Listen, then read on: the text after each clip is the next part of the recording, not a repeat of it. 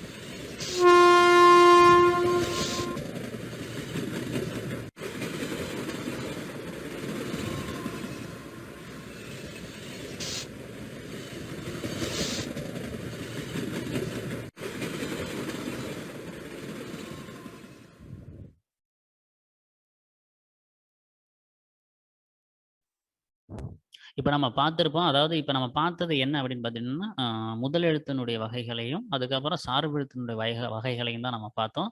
அ இந்த இன்னொரு எழுத்து வந்து பார்த்துக்கிட்டீங்கன்னா என்னன்னா, உயிர்மெய் எழுத்துகள். உயிர்மெய் எழுத்துகள் வந்து பார்த்துக்கிட்டீங்கன்னா, எவ்வாறு தோன்றுகிறது? உயிரெழுத்தும், மெய்யெழுத்தும் சேர்ந்து தான் உயிர்மெய் எழுத்து தோன்றுகிறது. அடுத்து இன்னொரு எழுத்து வந்து பார்த்தீங்கன்னா, ஆயுத எழுத்து. அது அது வந்து ஆயுத எழுத்து. அது ஒரு ஒற்று வகையான, அதாவது ஒரு மெய்யெழுத்து வகையை சார்ந்த ஒரு அது எழுத்தாக அது கருதப்படுகிறது. நன்றி, வணக்கம். மீண்டும் நாம அடுத்த வகுப்புல சந்திக்கலாம்.